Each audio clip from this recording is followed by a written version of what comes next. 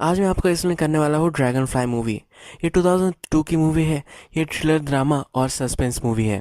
इस मूवी में जो मेन कैरेक्टर है जो उसकी वाइफ एमिली मर जाती है। उसके बाद वो उससे कम्युनिकेट कर रही है ऐसा उसे लग रहा होता है। जो एक डॉक्टर होता है उसके पेशेंट के थ्रू वो उससे कम्युनिकेट कर रही है ऐसा उसे लगता है। ये इस मूवी की स्टोरी लाइन है। तो चलिए मैं आपको इस मूवी को एक्सप्लेन करता हूँ। तो जैसे मैंने बताया कि इस मूवी में दो कैरेक्टर हैं, जो और एमिली। ये दोनों हस्बैंड वाइफ होते हैं और ये दोनों डॉक्टर होते हैं। तो जब मूवी स्टार्ट होती है और हमें दिखता है कि एमिली जो होती है वो घर वापस आने की कोशिश कर रही है। जो उससे कॉल पर बोल रहा है कि तुम क्या बॉर्डर पर आ सकती हो। अब जो वहाँ काम कर रही होती है वहाँ पे जंग छिड़ चुकी होती है। एमिली डॉक्टर होती है और आदिवासी लोगों की हेल्प कर रही होती है। तो वहाँ वो गई हुई होती है और वहाँ जंग छिड़ गई होती है। इसी वजह से उसे अब फिर से घर वापस आना होता है। उसे पता नहीं होता कि कैसे वो घर आ सकती है। जो भी उसके पास जाने का ट्राई करता है पर उसका वीज़ा नहीं होता तो जा नहीं पाता।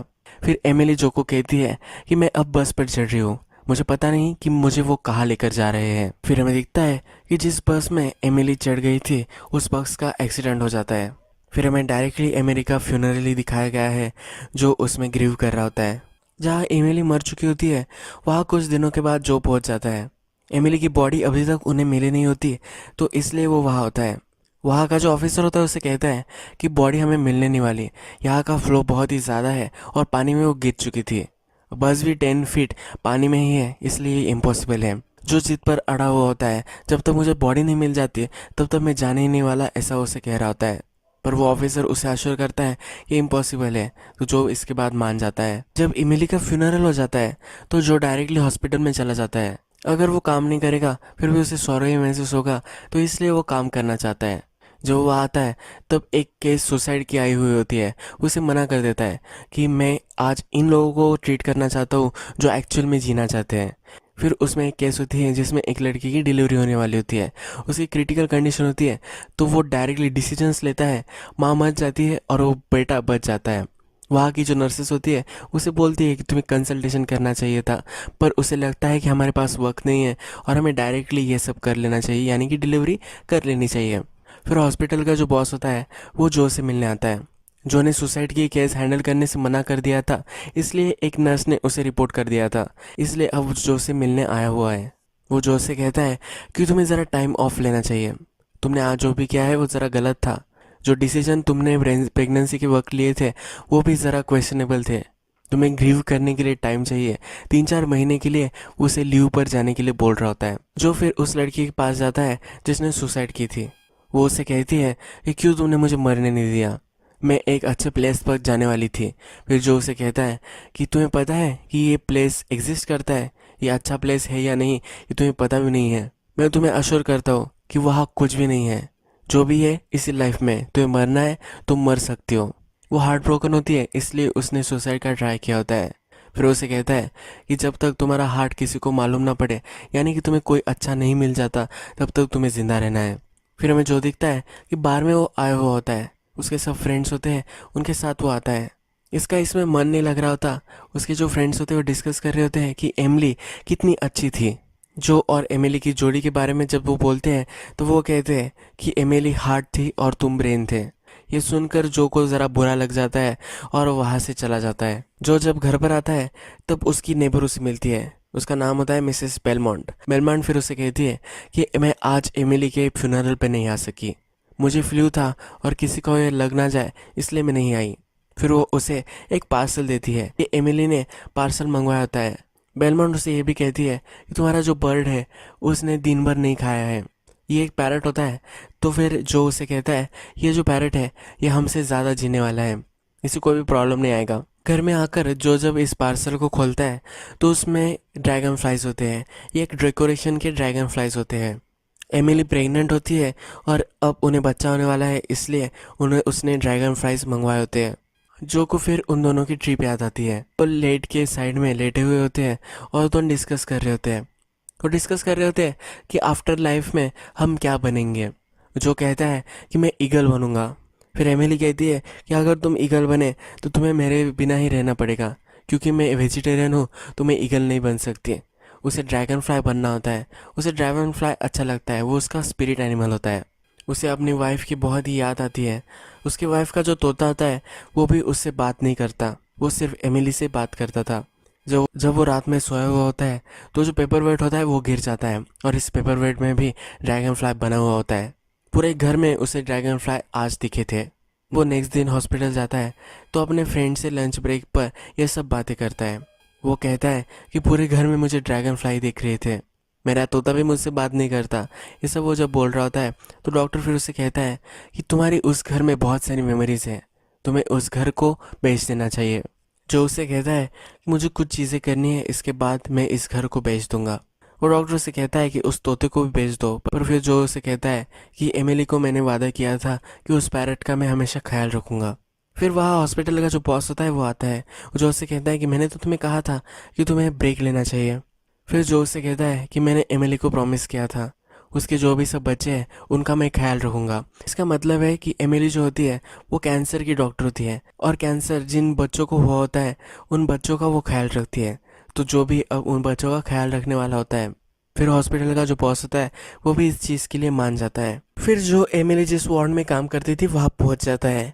जब उसके पेशेंट की वो लिस्ट देखता है तो बहुत सारे उसमें से पेशेंट मर चुके होते हैं, बहुत ही कम जिंदा होते हैं। वो उसी वार्ड में बेंच पर सो जाता है।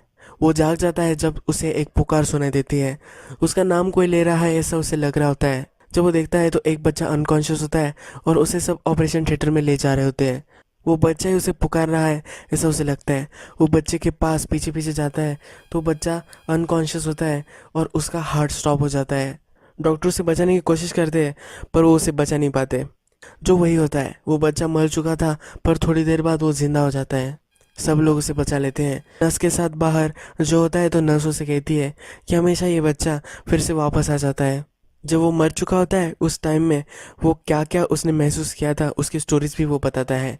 वो एक टनल के बारे में हमें बताता है। नेक्स्ट दिन जो को फिर लगता है कि उस बच्चे से उसे बात करनी चाहिए, तो इसलिए नर्स को पूछता है कि क्या तुम मुझे राउंड पर डाल सकती हो।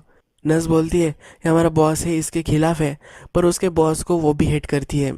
जो भी उसको हेट करता है तो इसमें वो ज़रा कनेक्ट होते हैं और फिर वो नर्स उसे उस राउंड पर डाल देती है। फिर जो जब उस बच्चे से मिलने जाता है तो वो बच्चा क्रॉस बना रहा होता है। नर्स जो से कहती है कि जब से ये उठा है यही क्रॉस वो बना रहा है। जो अपने खुद से इंट्रोड्यूस उसे कराता है और कहता है कि कल मैं आईसीयू में था। तो वो बच्चा, उसका नाम होता है जेफरी, तो जेफरी उसे कहता है कि मुझे पता है कि तुम वहाँ थे। जो उसे कहता है कि तुम तो अनकॉन्शियस थे, तुम्हें कैसे पता था। जेफरी कहता है कि मैंने तुम्हें वहाँ देखा था। नर्स जो को कहती है कि जेफरी के पास बहुत सारे नियर डेथ एक्सपीरियंसेस है, वो बहुत सारी स्टोरी सुनाता है, इस पर तुम बिलीव मत करो। जेफरी पर कोई बिलीव ही नहीं करता। वो नर्स उसे कहकर जाती है कि इस तरह के जो डिस्कशन है यानी कि आफ्टर लाइफ की जो डिस्कशन है वो हम इनकरेज नहीं करते। सिस्टर मेडलिन थी जो ये करती थी तो हमने उसे फायर कर दिया है। जब नर्स चली जाती है तो जो फिर से जेफरी से बात करने लग जाता है।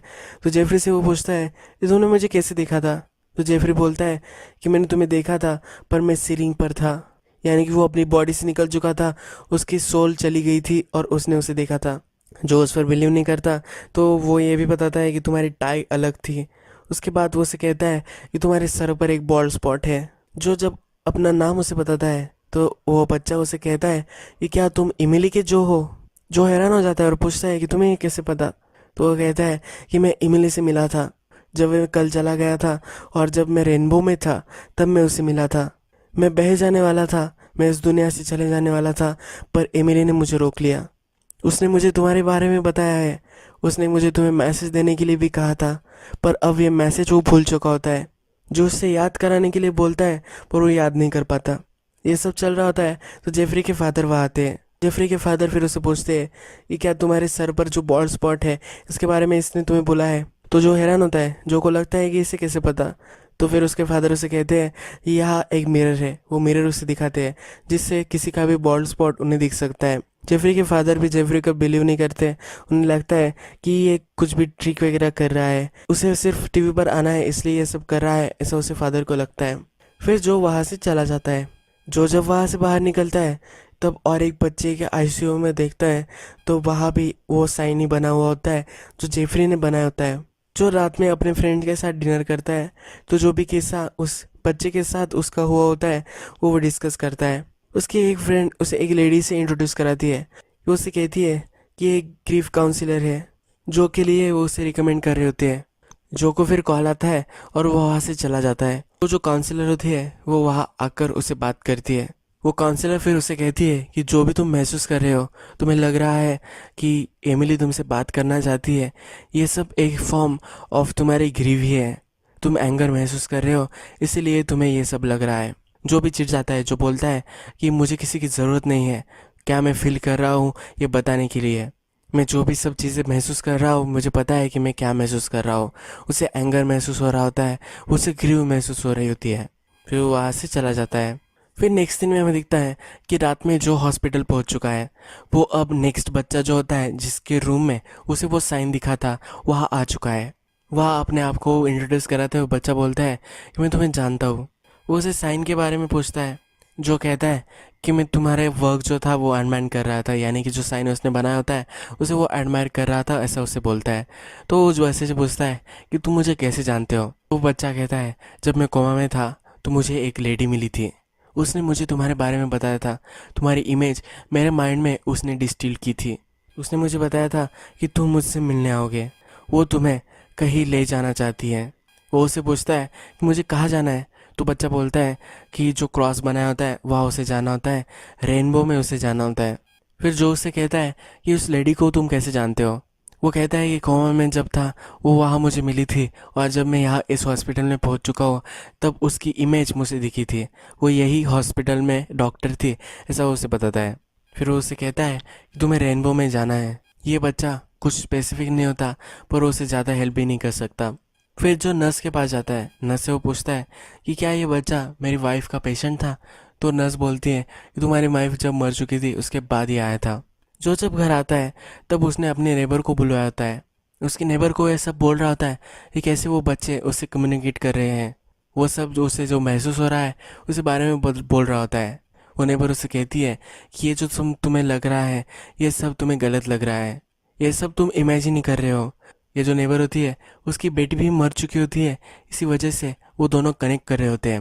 वो उसे कहती है कि जब मेरी बेटी मरी थी तो मुझे भी ये सब लग रहा था, तुम्हें ज़रा टाइम ऑफ लेना चाहिए, तुम्हें कहीं नए प्लेस पर जाकर हॉलीडे करना चाहिए। जो के फ्रेंड स्कीइंग की ट्रिप पर जाने वाले हैं, और जो को भी जाना होता है पर उसने पोस्टपोन किया होता है, पर अब वो फिर से जाने वाला होता है। जो को एमिली का और एक पार्सल आया होता है, वहाँ एमिली की फ़ोटोज़ होती है जहाँ वो लोगों को हेल्प कर रही होती है, आदिवासी लोगों को हेल्प कर रही होती है, वहाँ की ये फ़ोटोज़ होती है। वहाँ बच्चों के साथ वाटरफॉल के पास बहुत सारी इमेजेस उसकी होती है। ये सब जो इमेजेस वो देख रहा होता है, उसके बाद उसे ड्रैगन फ्लाई दिखती है। वो उसे इग्नोर कर देता है और फिर वो सोने चला जाता है। वो जब सोने चला जाता है तब तूफान आ जाता है, सब खिड़कियाँ वगैरह ओपन हो जाती है। उसका जो पैरेट होता है वो हमेशा जब एमिली घर पर आती थी तब एमिली घर पर आई है ऐसा अनाउंस करता था, तो पैरेट बोलने लग जाता है। तो जो ये देखने के लिए नीचे आता है तो वो पैरेट यहाँ वहाँ उड़ने लग जाता है, घर को वो तहस नहस करने लग जाता है और वो वहीं पड़ जाता है। जब जो खिड़कियाँ वगैरह बंद कर रहा होता है तो उसे एमिली की एक झलक दिखती है, वो डर जाता है। वहाँ से वो फिर घर से निकल जाता है। वो अपने नेबर को भी कॉल कर देता है और जो भी कुछ होता है वो उसे बता देता है। वो नेबर उस पैरेट का केयर करने के लिए वहाँ चली जाती है। फिर जो हॉस्पिटल में आता है, हॉस्पिटल में होता है तो वो जेफरी के बेड तक आता है, पर जेफरी अपना स्कैन वगैरह करने के लिए नीचे गया होता है। तो उसका बॉस ही उसे मिल जाता है। उसका बॉस फिर उसे कहता है कि जब तुम उस बच्चे से मिलने कल आए थे तो उसके बाद उसकी कंडीशन बहुत ही ख़राब हो चुकी थी, तुमने उसे डिस्टर्ब कर दिया था। तो उसे फिर से वो ब्रेक लेने के लिए बोल रहा होता है। या हॉस्पिटल से जो सिस्टर मैडेलिन का पता निकाल रहा होता है। सिस्टर मैडेलिन जो थी वो भी आफ्टर लाइफ पे रिसर्च कर रही थी और इसी वजह से उसे हॉस्पिटल से फायर कर दिया था। जब जो घर पर आता है तब उसकी नेबर उसे कहती है कि एक सीरियस बात मुझे तुमसे बात करनी है। वो उसे गमला दिखाती है और उस पर वही साइन बनाया होता है जो वो बच्चे बना रहे थे। वो उसे कहती है कि ये तुम ही बना रहे हो, अगर तुमने ये बनाया होगा तुम्हें हेल्प चाहिए। वो फिर उसे ये भी कहती है कि यही साइन इस गमले पर भी है और विंडोज़ पर भी है। ये देखकर जो हैरान होता है, फिर वो सिस्टर मैडेलिन से मिलने चला जाता है। जब सिस्टर मैडेलिन जहाँ काम करती है वहाँ जाता है तब सब लोग उसे इनकार करते हैं। सिस्टर मैडेलिन से मिलने हमेशा जर्नलिस्ट जाते हैं, तब सब लोग उससे परेशान होते हैं, तो इसलिए उसे मिलने से सब उसे मना कर रहे होते हैं। जो फिर भी अंदर घुस जाता है और मैडेलिन से कहता है कि मैं रिपोर्टर नहीं हूँ, वो डॉक्टर है, ऐसा उसे बताता है। मैडेलिन फिर से उसे बात नहीं करना चाहती क्योंकि ये जॉब पर होती है और इस जॉब पर उसे निकाला जा सकता है, और अगर इस जॉब पर ऐसे उसने कुछ बात की तो उसे निकाला जा सकता है।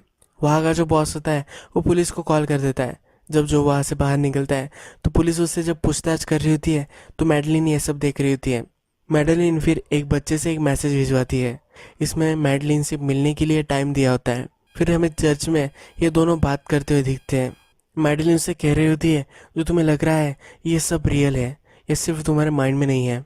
फिर वो उसे एक्सप्लेन करने के लिए बोलती है कि किसी भी तुम एनेस्थेलॉजिस्ट से पूछो तो वो तुम्हें बताएगा कि जब माइंड अनकॉन्शियस होता है तो उसमें 100 लेयर्स होते हैं, पर जब वो एनेस्थेशिया देते हैं तब 10 ही लेयर तक तुम पहुंच सकते हो।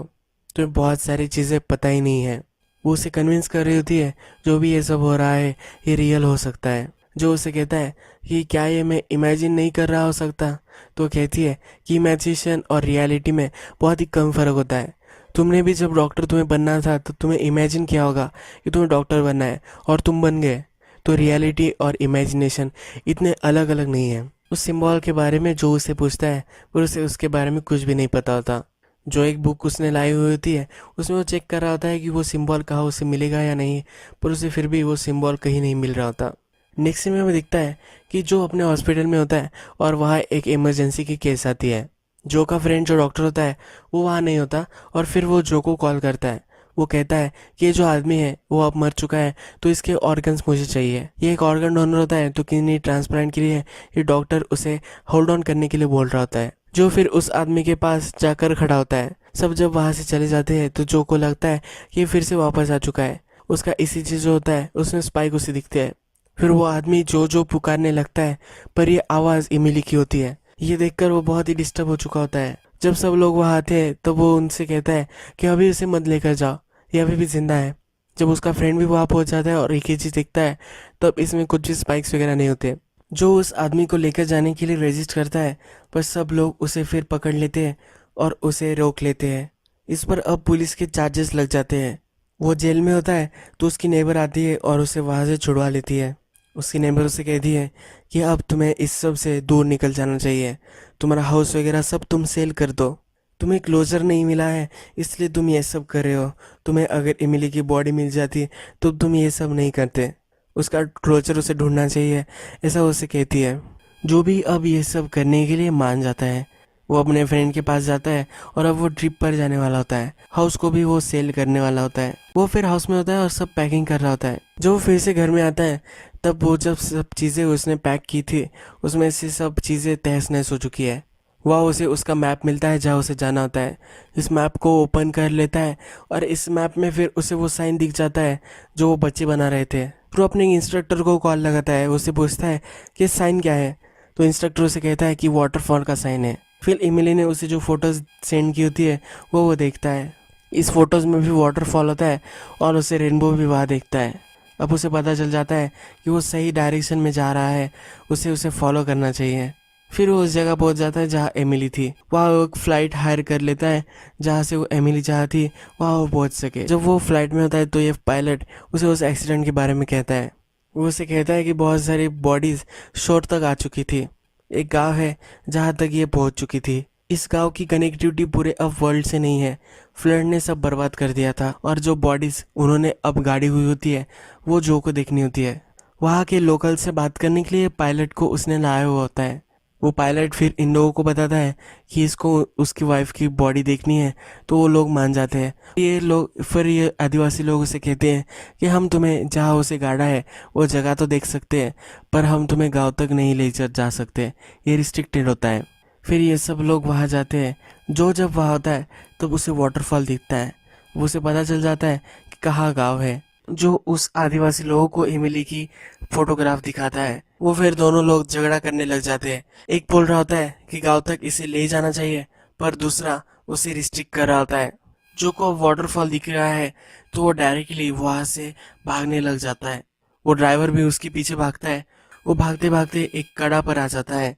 वहाँ नीचे पानी होता है तो पानी में भी वो डूब जाता है। उस पानी में उसे जिस बस में इमिली थी वो बस उसे दिखती है तो उस बस में वो चला जाता है। उस बस में थोड़ा थोड़ा पानी भर रहा होता है, फिर भी उस बस में ही वो रहता है। इस बस में जब पूरा पानी भर जाता है और वो भी अब अनकॉन्शियस हो जाता है तब उसे इमिली उसके सपने में दिखती है। फिर इस विजन में उसे दिखता है कि एमिली जब उस बस में थी तो वो जिंदा थी।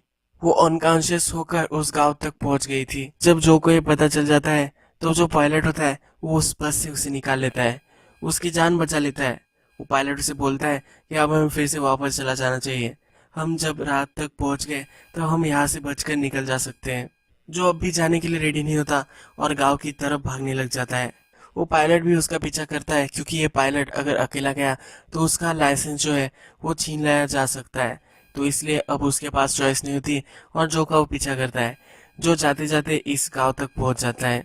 जब जो वहां पहुंचता है तब सब आदिवासी लोग इसको घेर लेते हैं। फिर वो अपनी वाइफ की तस्वीर उन सबको दिखाता है। वो सब लोग इसकी वाइफ को जानते हैं। वहाँ फिर एक ओल्ड लेडी आती है। वो उससे कहती है कि हम तुम्हारी वाइफ को जानते थे, ये हमें क्योर करने के लिए, हमें हेल्प करने के लिए यहाँ आई थी। जब एक्सीडेंट हुआ था तब ये फिर से इस गांव में आ चुकी थी। फिर वो उसे एक हट में लेकर जाते हैं। जब जो उस हट में जाता है तब हमें दिखता है कि एक करीब होती है और वहाँ एक बच्ची होती है। ये जो की बच्ची होती है। उस बच्ची पर बॉडी मार्क होता है और वो ड्रैगन फ्लाई का होता है। एमिली जो थी उस पर भी ड्रैगन फ्लाई का ही बर्थ मार्क था। फिर वो अपनी बच्ची को गोद में उठाता है और वाटरफॉल को देखने लग जाता है। फिर वो हमसे कहता है कि एमिली हमेशा मुझे फेथ रखने के लिए बोलती रहती थी जब वो जिंदा थी। जो मैसेज मुझे देना चाहती थी कि हमेशा मुझे फेथ रखनी है, मुझे बिलीव करना है, तो वो मुझे डेथ में भी वो सिखा कर चली गई। फिर हमें दिखता है कि उसकी बच्ची ज़रा बड़ी हो चुकी है और उससे वो खेल रहा है। वो बहुत ही खुश होता है। यही ये मूवी ख़त्म हो जाती है।